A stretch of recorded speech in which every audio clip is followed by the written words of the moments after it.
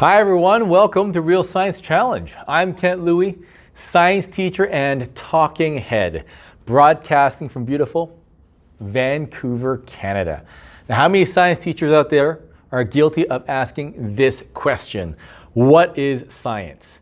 At some point of the year, probably at the beginning of the school year. I know I'm guilty of asking that question, and there's nothing wrong with that question. But what if we can ask the same question in a different way so that we can generate a more thoughtful discussion? Today, I'm talking about how I do that using the sweet science. And I've realized this activity can be used as a bell ringer at the beginning of class or perhaps a brain break right after an intense lecture. Handouts for this episode can be found at realsciencechallenge.cm EP30, and be sure to subscribe to our YouTube channel.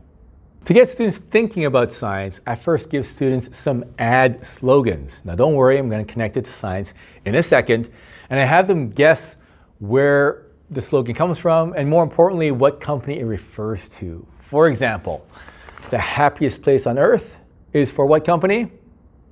Yeah, I know. Disneyland, right? How about this one? Just do it. It's an easy one. Of course, we know it's Nike's ad campaign or ad slogan. And how about this one?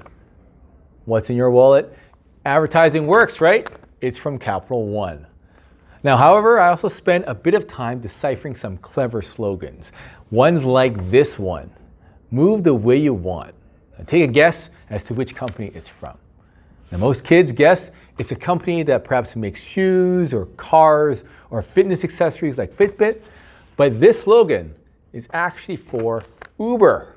And it's clever because Uber's app does make it extremely easy to not just book a ride to get from point A to point B, but also to schedule a time, to add multiple stops, to split fares, The app really is what it says, move the way you want. Then I get students to imagine that they are a marketing firm that has come up with a slogan for a company, and that slogan is the sweet science. And I asked them to write down A, what company this slogan would be for, and B, how sweet science fits in with the company. Like, what does sweet or science have to do with the company at all? For example, imagine eHarmony, the sweet science. How is eHarmony sweet, or how is it science? Or Reebok, the sweet science. How is Reebok sweet or science? Now give students 5 minutes to discuss in pairs to come up with 2 companies to apply the slogan to and why.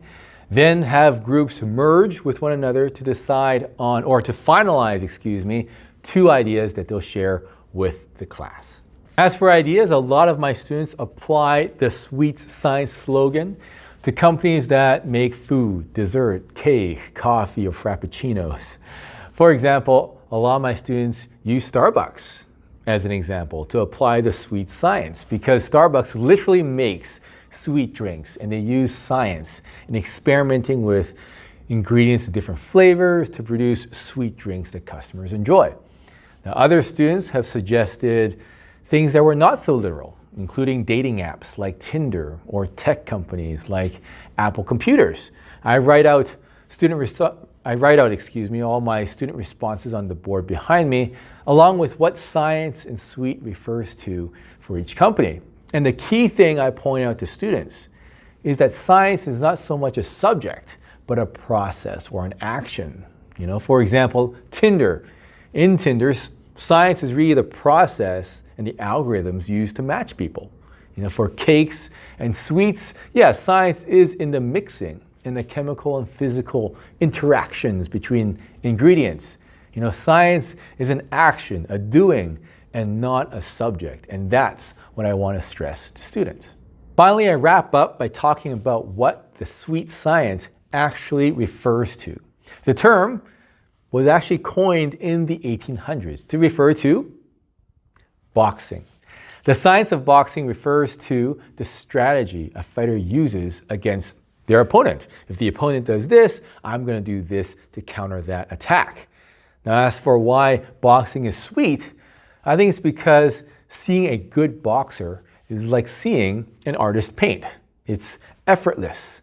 It looks flowing and easy. It's sweet. Just like when we see Steph Curry drain a three-pointer or Rafael Nadal make a backhand. It's all effortless.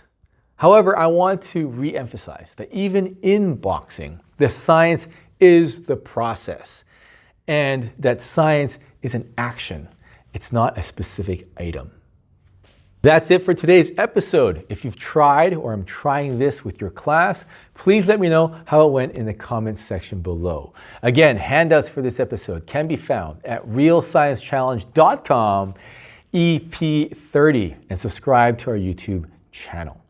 Thanks for watching, and let's talk science again soon.